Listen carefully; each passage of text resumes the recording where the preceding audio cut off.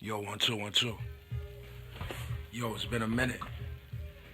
Um, it's been a minute since I've been able to do one of these videos. So, salam alaikum, peace to everybody. Hope everybody is well. Um, yeah, I don't think I've done anything since my record dropped. I don't think. I could be wrong, so pardon self if I'm wrong. But yeah, since the Pain Collector dropped, that was late September. And then, so I was on tour, basically September through the holidays.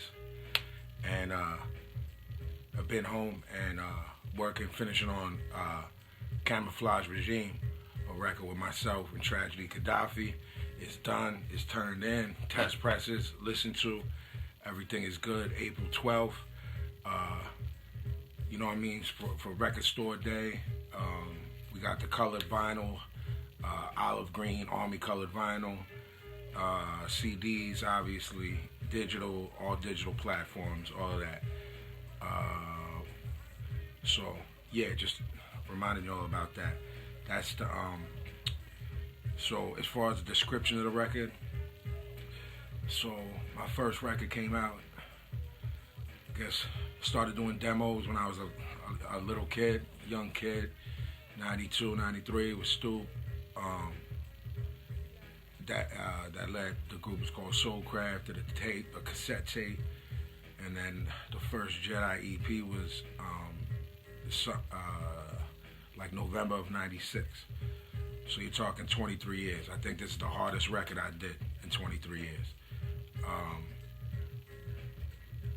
And Gaddafi always been in my top 5, and we've been friends for about 20 years now.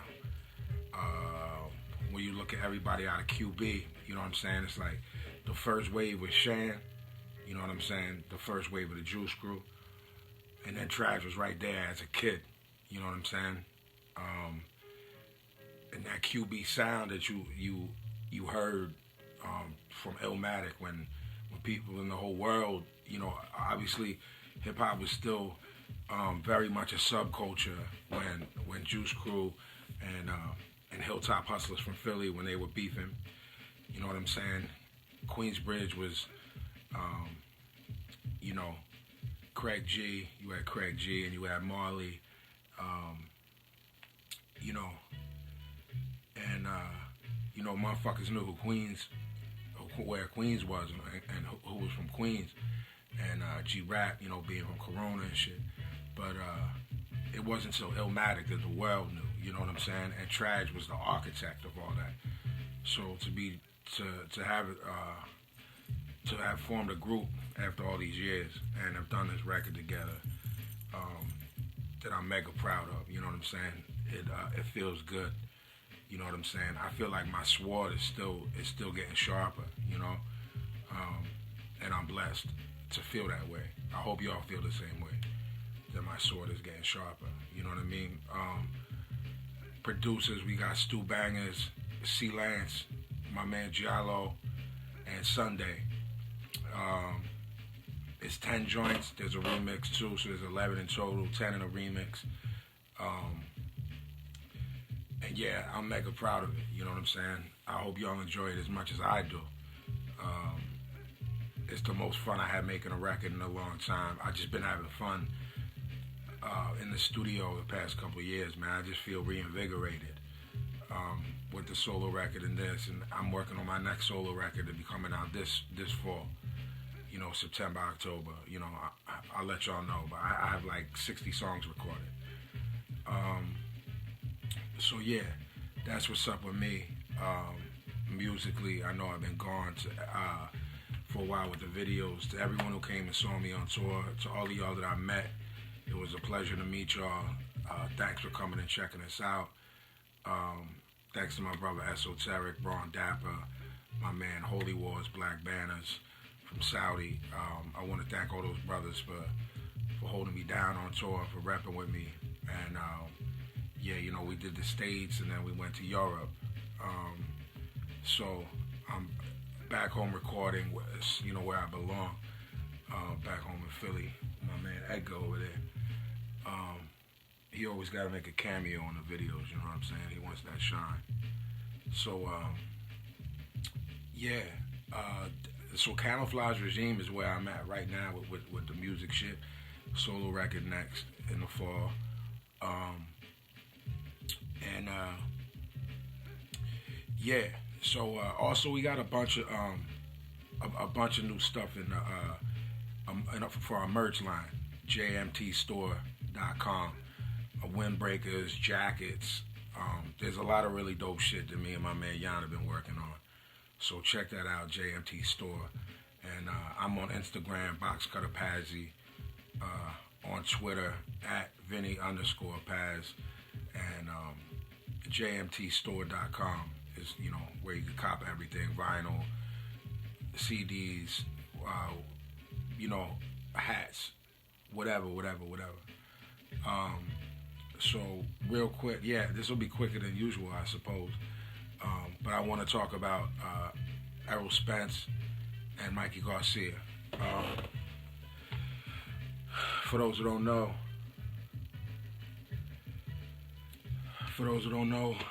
two top 10 pound for pound guys are fighting. For those who have watched my previous videos speaking about Canelo and Triple G, know that doesn't happen often. At all. When you have two top 10 pound for pound elite fighters fighting each other. The way that the sanctioning bodies and different promotional companies have set themselves up is that you're not getting the best fighting the best all the time. You have to be someone like Canelo, who wants to be the best. Someone like Golovkin, who wants to be the best. And Mikey Garcia has proven that he wants to be the best, because Errol Spence is widely regarded as the best at 147. Other people have belts, but don't worry about that. Keith Thurman want no smoke. Danny Garcia, Sean Porter, those guys, they're not on their level. They're just not. If you're a PBC pom-pom waver and you're brainwashed by that promotional company, then you won't understand that. Those guys are B-level talents being put in there against washed-up fighters, other B-level fighters, and you can see the special attributes of someone like Errol Spence. And the fact that Mikey Garcia is going up in weight again. A kid who I saw fight live at 126, so you're talking about like 126, 130, 135, 140, 147. I mean, this guy is attempting to do things that Homicide Hank, Henry Armstrong, Sugar Ray Robinson, the two greatest fighters that ever lived, Henry Armstrong, Sugar Ray Robinson, put either one wherever, 1A, 1B. I put Henry Armstrong at number one. Most people put Sugar Ray Robinson at number one. Willie Pep. These guys dared to be great, fight bigger guys, and fight anybody at any time to prove that they're the best. I mean, Henry Armstrong held three. He was the lineal real champion in 3 different weight divisions in 1938. You'll never see that again, ever. Never, ever again. You'll never see it again. So with that said, this fight about me tells you something about Mikey Garcia going up to fight someone much bigger. So predictions. What are we looking at here, right? So my pop used to say, and some boxing pundits would say back in the day, old head used to say, the great big man will always beat the great little man. So now what we have to decide is, are they both great? Personally, from the eye test, are they both great? I believe that Mikey Garcia is great. I believe that I can look back on this video in a few years or 10 or 20 years and say that he's great, and I feel confident saying that too. I think that Errol Spence Oh, I left out Bud Crawford when I was talking about the great fighters. When I was talking about good fighters at 147, and Bud's great. He's elite, but he's with Bob Arum, and I don't know if or when he'll be able to fight these guys because of the contractual obligations. Bud Crawford is great, and Bud Crawford should fight the winner of Garcia Spence if they can get that done. If Heyman will work with Bob Arum, but that's for down the line, right? But Terrence Crawford is an elite fighter, a special fighter.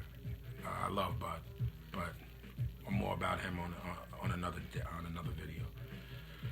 So what we have now is Mikey going up. Now, when they made the fight, I said, shit, Earl's much bigger.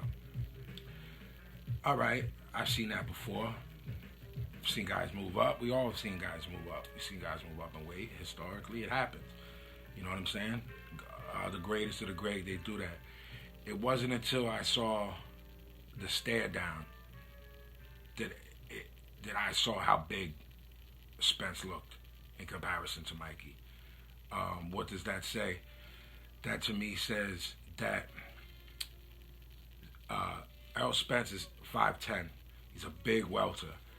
He could easily make junior middleweight. Easily make 154, no problem, and fight those guys. Mikey, on the other hand, can relatively easily make 135. So for argument's sake, let's just say that he can easily make it, and Spence can easily make 154 up one where he's at. You have a lightweight fighting a junior middleweight, okay? That in and of itself is crazy, right? But when I saw them staring at each other, just the height difference, you know what I'm saying? But now the key to the fight to me is the jab, and it's Mikey's jab. And their reach, so Errol Spence has like a 72-inch reach. Mikey has a 70-inch reach. Their range in which they're punching from is almost the same. That's very important to me. Now, because Mikey's Mexican, comes from a long line of Mexican fighters, fighting family. We all know, as Triple G says, Mexican style. But Mikey's IQ is higher. Mikey's IQ is really, next to Lomachenko, he might have the highest IQ right now in the game. So when you offset, all right, the height difference is Mikey's like 5'6", Errol Spence is 5'10", okay? And he looked much taller. He is. Honestly, I think the size, it's more than 4 inches, what they said. You know what I mean? But I'm not the one doing the, I'm not weighing these guys. I don't know. I'm just saying the eye test. But, so Mikey can box and Mikey can bang. If Mikey stays and pumps that jab and fights on the outside, he could win. Now, he's the underdog. He should be the underdog for all the reasons that I've named. He's smaller in both height and weight. He's coming, this is a guy who was fighting at featherweight, fighting a very big welterweight and a very good welterweight who has dominated some solid guys. The Kell Brook fight is probably his best win, and I thought Kell Brook did some good work in that fight, and I think that his eyes, because Triple G broke his eye socket, he re-broke it against Spence, and it was stopped in the 11th. But I think Kell Brook did some good things against Spence. Typically, when a fighter loses the way Brook did by stoppage, anything good that they did up until that point in the fight is usually forgotten about. Historically, that's just not this fight, just historically, you know what I'm saying? Even you go back to the days of Tyson. If someone did a little bit of good work for a few rounds and then got knocked the fuck out, people forget that the guy did some good work. But you can learn from that. Even you can learn from somebody's out, So I'm sure Robert Garcia is watching the Kell Brook fight where Brook got some good work done. Like I said, that's Spence's best win, and I don't think he looked amazing. Yeah, he stopped him, you know, and you can't really do much better than that. But Kell Brook landed some shit. So now I heard Mikey talking about. He said I can fight on the outside, and if it turns and we get on the inside, he wants to make it a dog fight. I can fight on the inside. No. I didn't like to hear that. Maybe he's just saying it. Machismo. You know what I mean? If he sits on the inside with this kid, because Spence, for a young kid, bangs the body. He's a body snatcher. And if you watch my videos, I'm constantly saying that the ripping to the body is a lost art. It's not for Earl Spence. He rips to the body. Now, Mikey, is he going to be soft in the middle?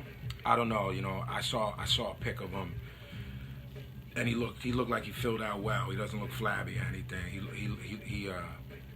He looked like he filled out well and had a strength and conditioning coach and nutritionist helping put on muscle. You know what I mean? 10 pounds of muscle as opposed to just eating and, you know what I'm saying, being flabby and shit. We won't know until, you know what I'm saying, until Saturday night.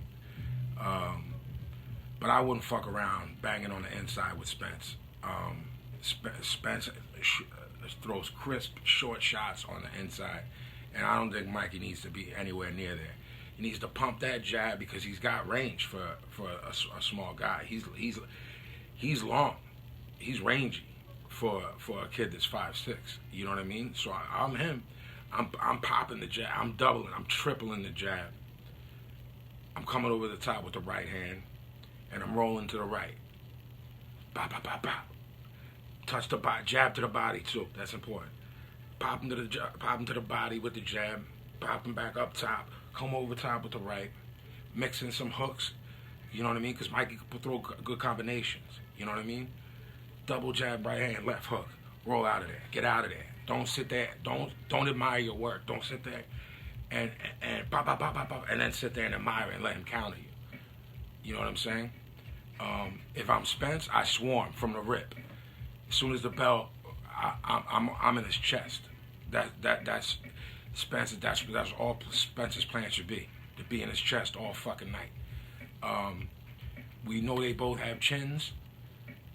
You know what I'm saying? Again, it's like we have this X factor that historically you can't. We will only know after this how great Mikey is. You know? If you guys remember when Pacquiao was coming up, it was like when he went to 130, it was like no fucking way can he win. Then went to 135, no way he could win. Then 140 and fighting De La Hoya and Cotto, no way the guy's gonna get up. You know what I'm saying? Destroyed. And it's like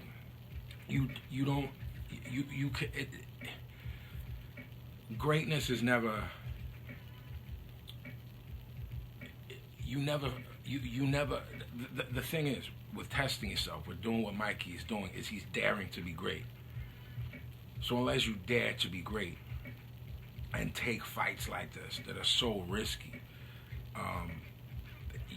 there's so much involved. What if he takes a serious beating? Some fighters are never the same after a serious beating. Even though they're both still kids, they're both in their physical prime as far as boxing is concerned. Like 28 to 32 are the years where you have it all put together. Your IQ is there from the experience. They both have extensive amateur careers, so you're dealing with two guys with a high IQ, two guys who can box, two guys who can bang, two guys who have lots of knockouts, high percentage of knockouts. Both have starched people. Will Mikey's power carry up? Will he have some crack to keep Spence off of him? When I'm saying Spence should swarm and be in his chest, Well, if Mikey can keep him off and keep him honest, maybe he cannot drop him or knock him out. But if he has some mustard on his shots, that right hand and that left hook, if he can just stagger Spence and make him reset, shake it off and reset, and then have to come out. By the time he's reset, Mikey's out of there. I think he can outbox him. I believe that. For all you sick, degenerate gamblers out there, I don't know. Check the odds the night of the fight. If they're crazy in favor of Mikey, if he's that much of a dog, know, man. Might throw a couple clams on that. You know what I mean? Just because it's my belief in closing that that Mikey is that special. So every piece of logical information, every all logical signs point to the fact I said earlier, the good big man always beats the good little man. But what if it's a good big man versus a great little man? And that's what we will find out. And I believe that Mikey Garcia is great and will be in the Hall of Fame one day. I look for it to be entertaining. Again, Mikey's chin is iron, but he hasn't been hit by someone this big. Spence hasn't really been tested. Is Mikey's power gonna move up with him? Because he has legitimate power at every weight that he's fought at, but he hasn't fought here before. So you have all of these X factors involved, you know, that you have to put in, you know, into your head and look at logically. And to me, the thing that jumped out to me was that as much bigger as Errol Spence Jr. looked to Mikey Garcia, their reach isn't that much different. And that lets me know that Mikey can use that jab, and the jab is the entire fight for Mikey Garcia. If Errol Spence walks through his shit, Mikey hits him, and Errol just walks right through it and bullies him, could be a short night. Could be a long night, depending on who you are, right? Something is telling me. Remember when, before the very first Canelo Triple G fight, I told y'all, I believe that Golovkin will win comfortably 8 rounds and then get robbed. What happened? He comfortably won 8 rounds and get robbed. So sometimes your man knows a little something. Sometimes he don't. But in my heart, I feel that Mikey Garcia is going to put on a special performance, a historic performance, this weekend on Saturday night. And I think we're all going to be treated to a historic display of skill, IQ, acumen, and I'm excited for it. I'm really excited for it. So, gun to my head, I like Mikey Garcia by split decision. If he gets knocked the fuck out, you can write me and say ha ha, you know, because that's, hey look, you know, he's daring to be great, and people that dare to be great, there's a lot to lose, you know. It's why a lot of people don't do it. They fear that, you know, they're comfortable being mediocre and being square and being one of the pack, not just in boxing, in life, you know. There's musicians, there's people that work 9 to 5s that are just okay being all right, get by, you know what I'm saying? And special people, special fighters say, fuck that. I want to be great. I want to be special. I want people to talk about me for hundreds of years. And that's what Mikey wants. And how can you root against that, you know? I like Errol Spence, by the way. I'm a big fan. I'm a big Errol Spence fan. He's a good kid. They're both really good kids. Very polite, raised well, close to their fathers, respect the sport. So, you know, it's not a situation where it's good guy, bad guy, WWF, shit talking. There's no Broners. There's no, you know, there's none of that type of shit, that extra shit. No Conor McGregor, Adrian Broner, you know what I'm saying? These guys are trying to sell the fight for what it is, a prize fight between two elite fighters, 2 top 10 pound for pound fighters in the world in their prime fighting each other. I hope y'all enjoy it as much as I will. There's good undercards. Philly Zone 7 Farmers fighting Friday. So it's a good weekend for boxing. And I'm excited. And I'm excited to watch the card. And I'm excited about the Camouflage Regime record. I'm excited that I got to see all of y'all on tour. And yeah, so I'm gonna try to do these a little bit more often. I could answer questions maybe the next time. We tried that a few times and I did it and a bunch of y'all wrote in. So what we could do, if you want me to do the next episode, I'll just answer questions. Email info@jmthiphop.com and in the subject put questions for Paz. And whether y'all want to talk about boxing or music or you know what I'm saying, whatever. And I'll try to do that the next one, you know what I mean? So just write to that email, info@jmthiphop.com, and the subject put question for Paz, and that's what we'll do the next time. I'll do that if you want me to talk about fights or records or whatever I'm working on, or Edgar or whatever. So yeah, I guess that's it for now. Camouflage Regime will be in stores next month, April 12th. And then record store day is that weekend, so make sure y'all support, everyone who's dropping. Ill Bill's dropping a record. Cannibal Hulk, Czarface is out there, already out. So record store day is, I think it's April 13th, which is it's a Saturday. And every record store around the country just has a lot of dope product. You know what I mean? So support independent art, support independent records. Independent artists. Camouflage Regime, me and Gaddafi, like I said earlier, Box Cutter Pazzy on Instagram, @Vinnie_Paz on Twitter, Facebook Jedi Mind Tricks, Facebook Vinnie Paz, jmtstore.com, and I guess that's it. So I'll talk to y'all before the record drops. So I was gonna say enjoy the record, but I'll talk to y'all before that. Alright, salam alaikum. God bless everybody out there. Be safe this weekend. If you're drinking while you're watching the fight, take an Uber, take a cab, you know what I'm saying? Be safe. And like I said, if y'all want me to do the next couple of episodes with questions, info@jmthiphop.com, and in the subject, put questions for Paz. Alright, I'll talk to y'all soon. Peace. Salam alaikum. Love y'all.